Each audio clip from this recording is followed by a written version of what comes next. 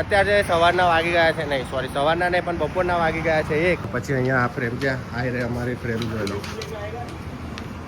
આ ફ્રેમ છે, બાકીનું બીજું કામ અહીં ચાલે છે. આ બીજી બધી ફ્રેમો બનાવવા માટેનું તમને લોકેશન બતાડું તો આ ધ વડાપાવ ફેક્ટરી છે ને એની એક્ઝેક્ટ સામે આ છે અમારી ફ્રેમ જોઈ લો. તો ગાઈઝ અમે નીકળી ગયા છે ફ્રેમ લઈને. હવે થોડીક જ વારમાં અમે પહોંચી જઈશું ગિફ્ટ શોપે. તો ત્યાં ગિફ્ટ પેક કરાવીને પછી કઈ જવા. વેધર અપડાઉન થાય છે. થોડી વાર છાવ આવે પછી અત્યારે તાપ આવી જાય. આંખો ખુલે નહીં તો સમજી રહેવાનું કે તાપ બહુ જ હશે. પ્રતિક આવી ગયો વગર મૂછે કેવો લાગે. તો જય Shri Krishna, welcome to my YouTube channel. તો બધાને રાધે રાધે, જય શ્રી કૃષ્ણ. તો અત્યારે સવારના વાગી ગયા છે, નહીં સોરી સવારના નહીં પણ બપોરના વાગી ગયા છે 1. અને હું અત્યારે આવી ગયો છું. હું નહીં પણ હું ને પ્રતિક બંને આવી ગયા છે અત્યારે થોડું મારું પર્સનલ કામથી બહાર. તો પહેલાં હું તમને બતાડી દઉં ક્યાં આવ્યા છે. તો અત્યારે અમે આવી ગયા છે ફાઇન આર્ટ્સ ફ્રેમમાં ફ્રેમ બનાવવા માટે. તો મેં મારી અહીંયા ફ્રેમ બનાવવા માટે આપી છે. તો અત્યારે બસ ફ્રેમ બને જ છે મારી ત્યાં આગળ. હવે થોડીક જ વારમાં ફ્રેમ બનશે તો ફ્રેમ લઈને પછી હું અહીંથી જઈશ ગિફ્ટ પેક કરાવવા માટે ગિફ્ટ શોપે. તો ત્યાં સુધી બ્લોગમાં બનાવી રહેજો. અને એક બીજી મેન વાત કે 2 મહિના પછી આજે હું વ્લોગ મારો પાછો કન્ટિન્યુ કરું છું, કારણ કે થોડું પર્સનલ કામ આવી ગયેલું તેના કારણે વ્લોગ બની શક્યો નહોતો. તો આજે જસ્ટ વ્લોગની સ્ટાર્ટ કર્યું છે 2 મહિના પછી. તો બસ અહીંયાથી આપણે ગિફ્ટ પેક કરીને સોરી ફ્રેમ લઈને ગિફ્ટ પેક કરાવવા જઈશું. ત્યાં તમને બધું બતાડીશું. ત્યાં સુધી વ્લોગમાં બન્યા રહેજો. અત્યારે તો મૂછો બધી કરે છે પોતાનો જ વાળા. આ ભાઈને એક અલગ જ વાળા છે, મતલબ વાળા તો ના કહેવાય પણ કંઈક તો અલગ જ કહેવાનું હશે ને. હા લ્યા. અને એક બીજી વાત કહું કે અત્યારે હું અહીંયા ફ્રેમ બનાવવા માટે આવેલો તો અહીંના જે ભાઈ છે એ મને એવું પૂછતા હતા કે તમારી યુટ્યુબ ચેનલ છે. તો એમને મેં કીધું કે હા મારી યુટ્યુબ ચેનલ છે. તો એ મને પૂછતા હતા કે કેવી રીતે બધું બનાવાય. મેં કીધું ફર્સ્ટ તો તમારે જેવી રીતે તમે જે કામ કરો છો એના ઉપર, નહીં તો પછી તમારે પહેલાં તો જો વ્લોગ બનાવવા માટે 3 વસ્તુ જોઈએ. પહેલાં તો ઇન્ટ્રો પ્લસ પછી સ્ટોરી અને થર્ડ વસ્તુ એન્ડિંગ. બસ આ 3 વસ્તુ હોય તો તમને આરામથી વ્લોગ બનાવતા આવડી જાય. મેન તો ફર્સ્ટ ઇન્ટ્રો જ હોય છે, પછી સેકન્ડ નંબર પર હોય છે સ્ટોરી, એના લાસ્ટમાં હોય છે એન્ડિંગ. બસ જો તમને ઇન્ટ્રો યાદ હોય તો કોઈ ટેન્શન જ નહીં. અને સ્ટોરી જેના ઉપર જેમ કે અત્યારે મેં અહીંયા આવ્યો છું તો અહીંયા મારે અત્યારે આ જે છે ફર્નિચર યા કંઈ બી વસ્તુ તો મારે અત્યારે આ કરી દેવાનું તો એના ઉપર સ્ટોરી બની જશે. મારે જેમ કે અત્યારે ફ્રેમ છે તો ફ્રેમ ઉપર હું અત્યારે આવ્યો છું તો ફ્રેમનું બનાવી દઉં તો આની ઉપર સ્ટોરી બની દઉં.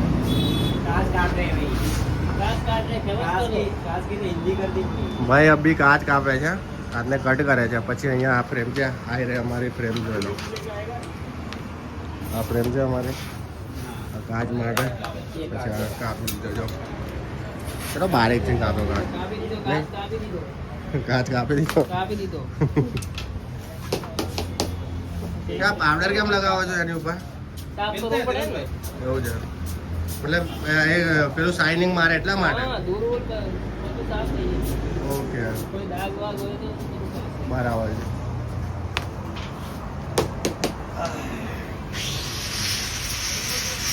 બાકીનું બીજું કામ અહીં ચાલે છે. આ બીજી બધી ફ્રેમો બનાવવા માટેનું આ બધું આવી રીતે આને ઘસે અને પછી શાઇનિંગ મારે. પછી આના ઉપર બી કલર પેલું શું કે શાઇનિંગ માટેનો જે પેન્ટ આવે એ મારે. અહીંયા ઘણી બધી ફ્રેમ છે. તમને બી ફ્રેમ બનાવવી હોય યા નંબર પ્લેટ યા કંઈ બી તમારા ઘર માટેનું બી આ બનાવવું હોય તો તમે અહીંયા આવી શકો છો, વિઝિટ કરી શકો છો. તમને લોકેશન બતાડું તો આ ધ વડાપાવ ફેક્ટરી છે ને એની એક્ઝેક્ટ સામેની સાઈડ છે આ ફાઇન આર્ટ્સ ફ્રેમ. તો અહીંયા આ ભાઈ બધા કામ કરે છે. આમને મળશો તો બી કામ થઈ જશે, પછી આ ભાઈ મળશો તો બી કામ થઈ જશે. તો બસ હવે થોડીક જ વારમાં ફ્રેમ અમારી રેડી થઈ જશે એટલે ફ્રેમ લઈને સીધા જઈશું ગિફ્ટ શોપે ગિફ્ટ પેક કરવા માટે. તો ત્યાં સુધી બ્લોગમાં બનાવી રહેજો, આવશે મજા. તો ગાઈઝ અમારી ફ્રેમ બનીને આવી ગઈ છે રેડી થઈને. તો તમને બતાડું આ છે અમારી ફ્રેમ જોઈ લો. ઘરે લગાવવા માટે કેવી છે, પરફેક્ટ લાગે છે ને. તો આ ભાઈ બનાવી દીધી છે અમારી ફ્રેમ અને જોડે આ ભાઈ બી હતા. તો ગાઈઝ અમે નીકળી ગયા છે ફ્રેમ લઈને. હવે થોડીક જ વારમાં અમે પહોંચી જઈશું ગિફ્ટ શોપે.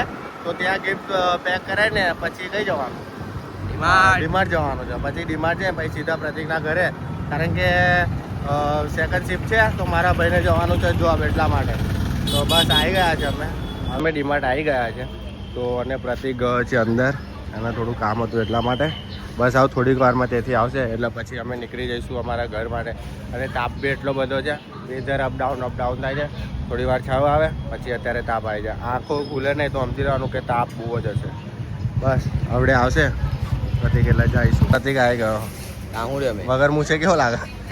મસ્ત લાગતો હીરો લાગે તો જઈએ ઘરે તારા. મસ્ત તો ચાલ આરામ કરીએ. અમે અત્યારે જઈએ છીએ પ્રતિકના ઘરે. અમે એટલે આના ઘરે જ જવું પડશે. અને એક તો યાર આ તાપમાન તાપ જ એટલો બધો લાગે છે ને કે શું કહું, કંટાળી ગયો આજે આટલા કામમાં. આજે કેટલા ટાઈમ પછી 2 મહિના પછી આજે બ્લોગ બનાવું છું. કેવું કહેવાય. અને ભૂખ લાગી, હવામાં ખાધા વગર નીકળ્યો હતું. પહેલી વાત તો કશું ખાધું નહોતું અને એમ જ નીકળી ગયો. બસ હવે આને ઘેર આને ઉતારી પછી સીધો મારા ઘરે જઈશ અને પહેલાં તો કંઈક જમીશ એના પછી, કારણ કે લાગી છે ભૂખ બહુ ખતરનાક. તો ત્યાં જઈને પછી બ્લોગ કન્ટિન્યુ કરું. તો ચાલ ગાઈઝ અમે આવી ગયા છે પ્રતિકના ઘરે. તો બસ હવે પહેલાં તો પાણી પીવું પછી ઠંડુ. અમે લાગુ છું જોરદાર નહીં બાકી તારા ધજ્જા ઉડાડી ભાઈ કહેતો નહીં બરાબર. એટલે બહુ બોલ નહીં કરો. પાણી બોટલ લેતા જા. પાણીની બોટલ લેતા પાકેટ નહીં પડે. કોઈ બજારો તાપમાંથી આવે ને પાણી નહીં પીવડાવવાનું. આવા નાવા કેટલા હો તમે? પાણી પીવું પડશે તરસ લાગે. જા અહીં બે આઠો હું પાણી લેતા. અરે ઘર બી બહુ દિવસ પછી આવે ને એવું લાગ્યું. લગભગ જોવા જઈએ ને હા તો 2 વીક પછી આવ્યો છું. આજે ટાઈમ જ નહીં મળતો કઈથી આવવાનું, કારણ કે ગાડી ઘેર હોય નહીં અને તાપ એટલો બધો હોય એટલે પછી જવાનો ટાઈમ જ નહીં મળતો. આ કોની માટે શું છે? આવું બધું નહીં કરવાનું છોકરા.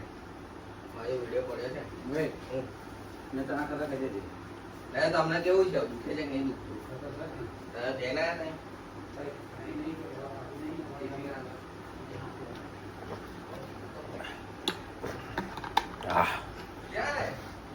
ગરમી બહાર આવીએ ને પાણી પીએ ને તો એવું લાગે જન્નત મળી ગઈ.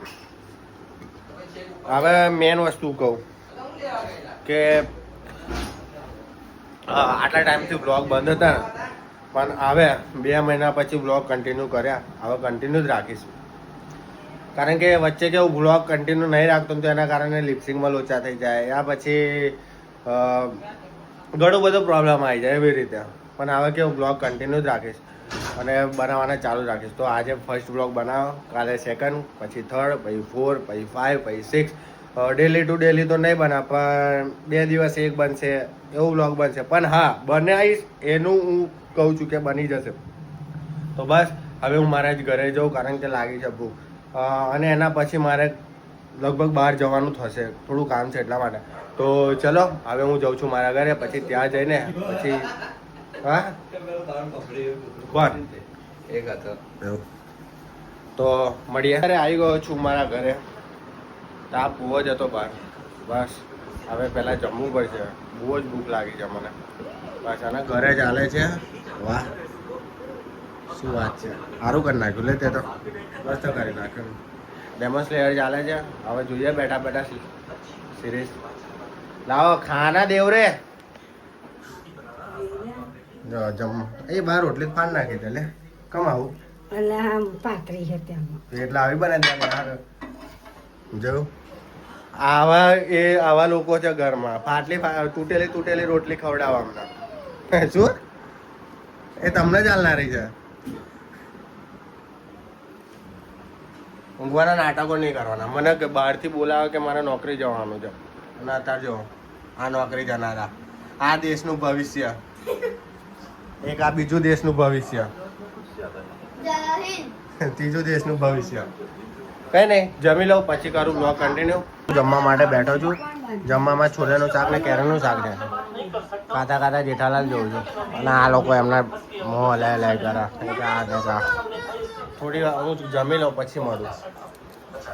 તો ગાઈસ મેં જમીને જસ્ટ અભી ઊભો થઈ ગયો છું. તો હવે મેં જવાનો હતો બહાર, પણ મેં બહાર નહીં જવાનો કારણ કે તાપ બહુ છે. કારણ કે અભી મેં ડિમાન્ડ હતો ત્યાં તમે જોયેલું કે વેધર અપડાઉન થતું હતું અને તાપ એટલો બધો છે કે આંખ બી નથી ખુલતી મારાથી. હા, તો બસ મેં જે જગ્યા પર આજે જવાનો હતો તે મેં કેન્સલ કર્યું છે. તો એ જગ્યા પર મેં કાલે જઈશ, કારણ કે પોસ્ટપોન કરી દીધું. તાપ જ એટલો હતો એટલા માટે. કાલે મોર્નિંગમાં એવું હશે તો મોર્નિંગમાં જતા આવીશ. તો કંઈ નહીં, બ્લોગ અહીં સુધી જ હતો. જો બ્લોગ પસંદ આવે તો લાઈક, કમેન્ટ, શેર, સબસ્ક્રાઈબ કરી દેજો. મળીએ આના નેક્સ્ટ બ્લોગમાં.